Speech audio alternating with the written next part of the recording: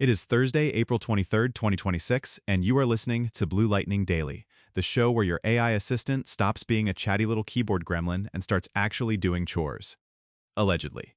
I'm Hunter. And I'm Riley. And yes, this episode is made completely with AI, like end to end. If something gets weird, just pretend it's experimental art. Or blame the bot. That's the whole vibe of today's story anyway. OpenAI just introduced Workspace agents in ChatGPT Research Preview, and the pitch is basically stop copy-pasting your life into ChatGPT and instead let ChatGPT come live inside your workspace like a roommate who pays rent by running errands. Roommate who pays rent is generous. This is more like a new intern who never sleeps and sometimes confidently emails the wrong person. But, yes, Workspace agents are persistent, shareable agents for teams, connected apps, approvals, admin controls, and they can run multi-step workflows, even scheduled. Which is the big shift. ChatGPT is moving from answer engine to execution layer. Not just drafting the thing, but pulling info, formatting it, routing it, logging it, and reporting back. The creator translation is less time in the group chat going, hey, who has the latest doc, and more time actually making the content. The unglamorous middle layer. The glue work. Exactly. If your job is 30% writing and 70% chasing context and updating trackers, this is aimed straight at that 70. Before we get too deep, though, can we talk about how this week in AI has been basically agents everywhere all at once? Like Adobe just rolled out that Firefly AI assistant vibe, where it's not just generating an image, it's coordinating steps across Creative Cloud. Totally. Adobe's pitch is tell the assistant what you want, it drives the tools. OpenAI's pitch is tell the agent what you want, it drives the workplace. And you can feel the arms race, who becomes the control panel for creative ops. And it's not just Office stuff. We literally just talked about NVIDIA Lyra 2.0 generating these persistent 3D worlds from a single image. That's the same energy. Less one-shot output, more here's a thing you can explore and iterate on. Plus, OpenAI's own image stack has been going hard on predictability. ChatGPT Images 2.0, GPT Image-2, less reroll casino, more art directable results. And that's relevant because agents are only useful if outputs are stable.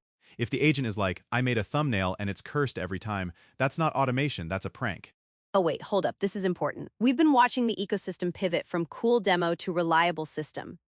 And Workspace agents is OpenAI basically saying, okay, we heard you. You want governance, you want approvals, you want audit logs, you want it to not destroy your Monday. So let's unpack what actually shipped.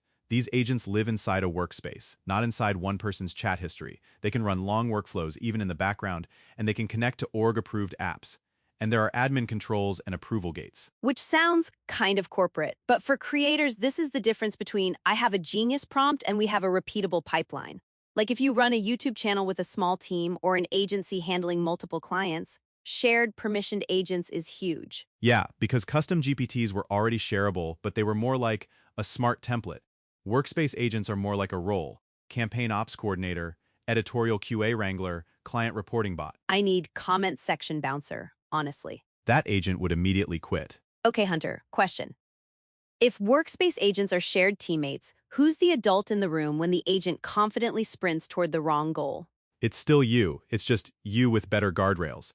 That's what approvals are trying to solve. Agent drafts and prepares, human approves, agent executes.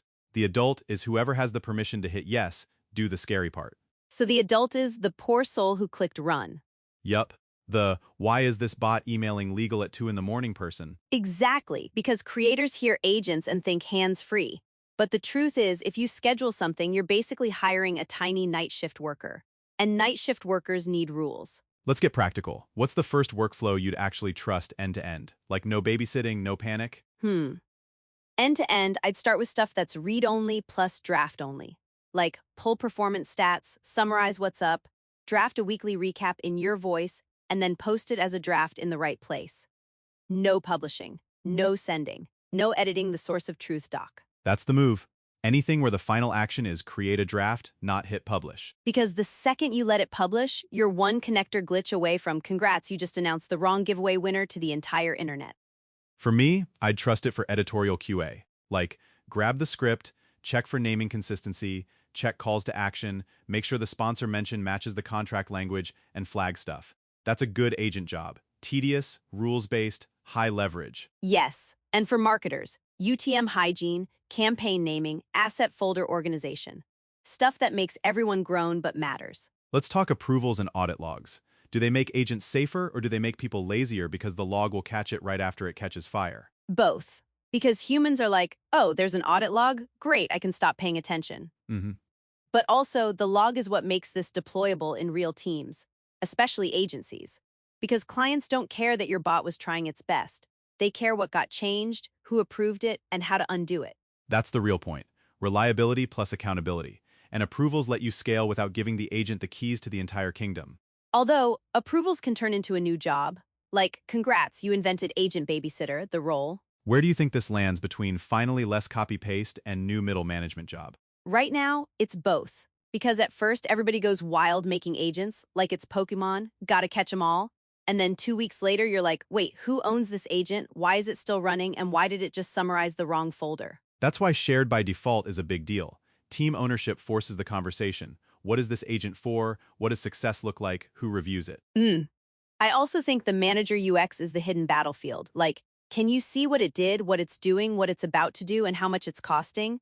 Because otherwise, it's just vibes and invoices. Speaking of invoices, Workspace agents are free through May 6, 2026, then it goes credit-based. No simple rate card yet. What's your bet on the most underrated budget killer, lots of tiny background runs, or a few giant workflows? Lots of tiny background runs. 1,000%. Same. Because people will schedule daily check-ins, hourly monitoring every time someone posts in this channel, summarize it, and suddenly you've got an army of little hamsters spinning credit wheels all day. And nobody notices because each run feels small, but it adds up like subscription creep. Meanwhile, the giant workflow, at least you feel it. You're like, okay, we ran the big weekly report beast. You can budget that. The tiny always-on stuff is the stealth tax. Funniest wrong channel AI story. What guardrail would prevent chaos? Permissions, approvals, or just teaching the bot basic social anxiety? Social anxiety. I want an agent setting called, are you absolutely sure you should say this out loud? Like a draft it but don't speak mode. Exactly. But realistically, permissions first. Least privilege.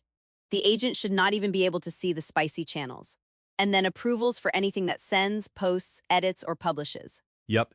Give it read access widely, write access narrowly. If it can't touch it, it can't wreck it. Okay, for creators, listening solo folks, small teams, do we care if this is for business and enterprise right now? You should care conceptually even if you can't click it today, because this is the direction. Your AI tools aren't just going to generate assets, they're going to run your pipelines. And also, if you're a solo creator who works with brands, agencies, or a media company, you're going to walk into these systems. Like you'll get invited into a workspace where the agent is already doing reporting, asset checks, and drafts. And you'll need to know how to work with it, how to give it constraints, how to review, how to keep your voice intact. Final reality check. Agents don't magically make taste or strategy easier, they make execution less brutal. Exactly. If you're hoping it will invent your entire content strategy, you're still going to need a brain. But if you're drowning in coordination, routing feedback, formatting deliverables, weekly reporting, this is the first OpenAI thing in a while that feels targeted at the actual pain. I'm cautiously excited. Like, excited with a seatbelt on. All right, that's the run for today. Thanks for hanging with us on Blue Lightning Daily, fully AI made, blemishes included, like a vintage film filter but for automation. If an agent emails you tonight at a weird hour, just know it's practicing. Subscribe if you want more of this chaos to clarity energy, and check out bluelightningtv.com for AI news and updates. Catch you next time.